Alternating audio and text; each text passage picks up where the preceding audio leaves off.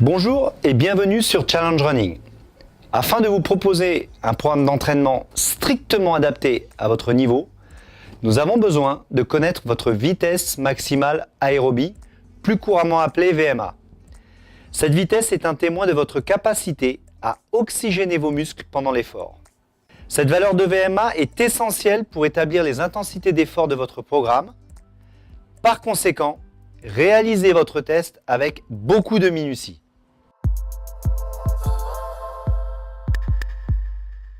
Pour réaliser votre test, vous aurez besoin d'accéder à une piste d'athlétisme, de vous munir d'un chronomètre, de 8 plots pour matérialiser les distances de course et d'un cardiofréquencemètre.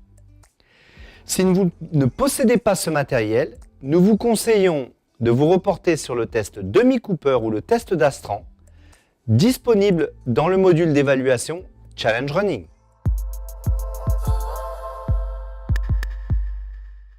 À partir de votre espace Challenge Running, imprimez votre fiche de test pour y noter l'ensemble de vos résultats. Installez vos plots, repères de passage, autour de la piste en les espaçant de 50 mètres chacun. Avant de débuter votre test, nous avons besoin de connaître votre fréquence cardiaque de repos.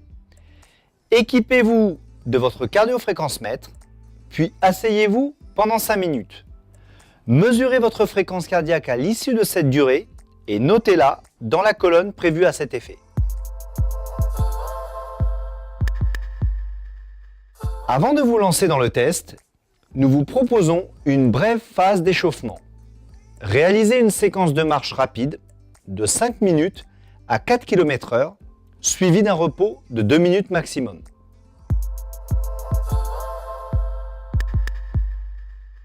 Au cours de ce test, vous allez réaliser successivement des efforts de 3 minutes appelés paliers. Entre chaque palier d'effort, vous prendrez 1 minute de récupération. La vitesse de course sera augmentée à chaque palier. Sur votre fiche de test personnalisée, nous vous avons indiqué les distances en mètres à couvrir en 3 minutes pour chacun des paliers, mais également le nombre de plots à dépasser. Enfin, nous vous précisons pour chaque palier la vitesse de course correspondante.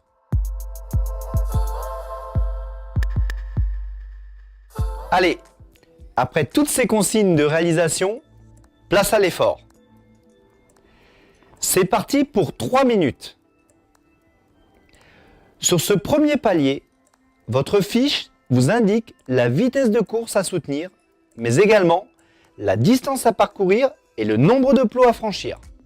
Dès la fin de votre effort, notez immédiatement votre fréquence cardiaque dans la case dédiée de votre fiche de test. A priori, cet effort était facile, vous êtes peu essoufflé. Pendant la minute de récupération, repérez la nouvelle vitesse à soutenir. Et c'est reparti pour 3 minutes dans ce second palier, à une vitesse légèrement supérieure. Préparez-vous par conséquent à franchir 2 plots de plus. Cet effort a normalement été un peu plus dur. Rien d'anormal, mais comme après le premier palier, notez votre fréquence cardiaque pendant la minute de repos et préparez-vous pour le palier suivant.